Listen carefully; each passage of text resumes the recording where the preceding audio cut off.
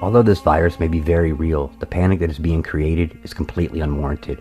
Crashing the market, frightening the citizens, and stressing out the population, all because a bunch of sadistic assholes want Trump out of office before he exposes their crimes. Somehow, they even managed to create a shortage on toilet paper products when there's not even one intestinal symptom to this virus. The media and the Democrats are playing us like a bunch of puppets, and all this is doing is revealing people's greed, pettiness, and selfishness. Meanwhile, while you wealthy liberal do-gooders smile as our economy falls, and the events around the country shut down, the people that you claim to care about no longer get tips at work. They no longer get customers in their small businesses, and are no longer able to pay their rent. I remember how the last pandemic went down, and Obama was a failure compared to how the president has handled this. No matter how you spin it, Trump was on top of this as well as anybody could have been. He took control of a black swan that nobody ever expected. It is damn well obvious that if Trump could walk on water, you snowflake traders would just say he couldn't swim. Whether you like him or hate him, you think this would be the time to drop the political charade and be part of the solution instead. Every Democrat politician and mainstream media source referred to this virus as the Wuhan or the China virus, and the internet is filled with examples. Yet you self-righteous media monkeys virtue signal us and call us racist. You have quite literally started getting your talking points from the Chinese Communist government-run media. You have to ask yourself, how and when did China get so much power over our country? However, none of this even compares to the actions of the drunk-babbling harpy and her liberal sycophants. You act as if our president is not doing everything he should, and you blame him for your slow crawl. If there was ever a time where we need to work together for the people, it is now.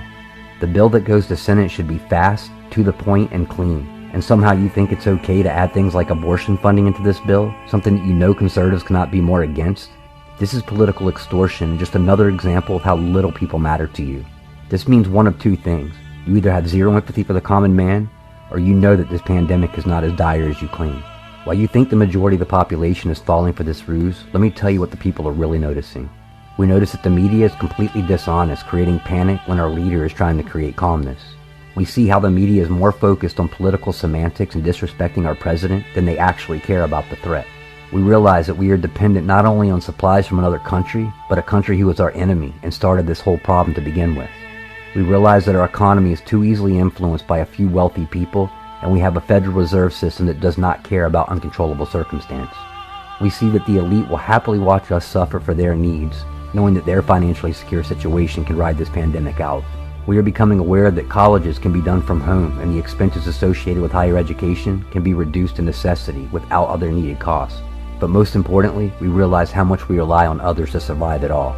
My friends, the truth lies in the reality that you see and hear in your daily routine. No matter how much the media tries to convince you otherwise, the truth is always in front of you, behind you, and around you.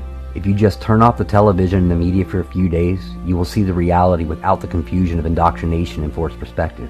Take this quarantine and make the best of it, understanding that not all is what it seems. Put down your phones, enjoy the time with your families, and get to know one another again. Write the book that you've always talked about. Paint a work of art. Just enjoy the things that we have taken long for granted.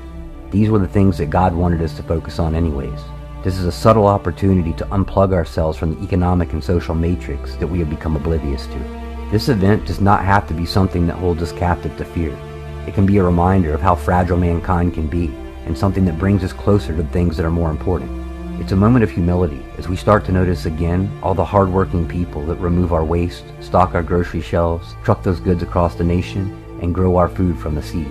It is an opportunity to once again come together as a nation run by people rather than the people who are run by a nation. A chance to break the chains of a government-controlled world and once again become the many great nations under God.